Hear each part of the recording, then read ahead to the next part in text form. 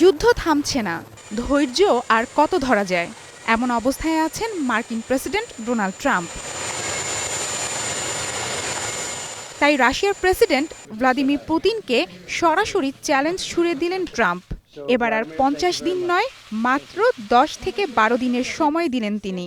আর এই সময়ের মধ্যেই ইউক্রেনের সঙ্গে যুদ্ধ থামাতে হবে, না হলে রাশিয়ার জন্য অপেক্ষা করছে কঠিন শাস্তি।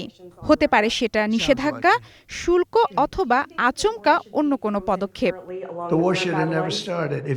স্কটল্যান্ডে যুক্তরাজ্যের প্রধানমন্ত্রী কিয়ার স্টারমারের সঙ্গে বৈঠকে সাংবাদিকদের এমনটাই জানালেন ট্রাম্প।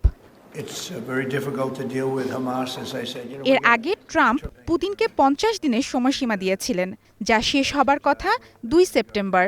কিন্তু এবার সেই সময় কমিয়ে 7 থেকে 11 আগস্টের মধ্যে নতুন ডেডলাইন বেঁধে দিয়েছেন তিনি। ট্রাম্পের এই ঘোষণার পর এখনও রাশিয়ার কোনো প্রতিক্রিয়া পাওয়া যায়নি। তবে সাবেক রুশ প্রধানমন্ত্রী দিমিত্রি মেদভেদেভ এক্সে লিখেছেন, ট্রাম্প একের পর এক আলটিমেটাম দিয়ে যুক্তরাষ্ট্রকেই যুদ্ধের দিকে ঠেলে দিচ্ছেন। ইউক্রেনের প্রেসিডেন্ট ভলোদিমির জেলেনস্কি ট্রাম্পের ঘোষণাকে সাহসী ও সময় উপযোগী বলে উল্লেখ করেছেন।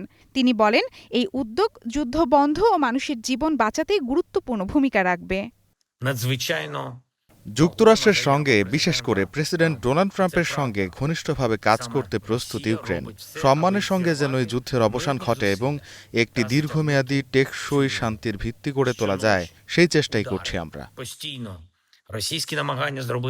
ট্রাম্প অভিযোগ করেন, পুতিন একদিকে শান্তি আলোচনায় আগ্রহ দেখালেও অন্যদিকে ইউক্রেনের বিভিন্ন শহরে ড্রোন ও ক্ষেপণাস্ত্র হামলা চালিয়ে যাচ্ছে। তিনি বলেন, আমরা বারবার সমঝোতার চেষ্টা করছি, কিন্তু পুতিন তা মানছেন না। এটা কোনো সমাধানের পথ নয়।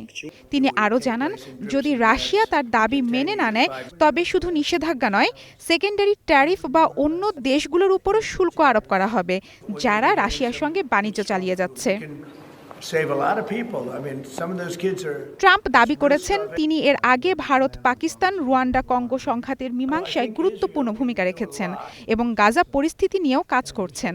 দেখার বিষয়, রাশিয়া ট্রাম্পের নতুন আলটিমেটামে কী প্রতিক্রিয়া জানায় এবং তা ইউক্রেন যুদ্ধের ভবিষ্যৎ পরিস্থিতিতে কী প্রভাব ফেলে।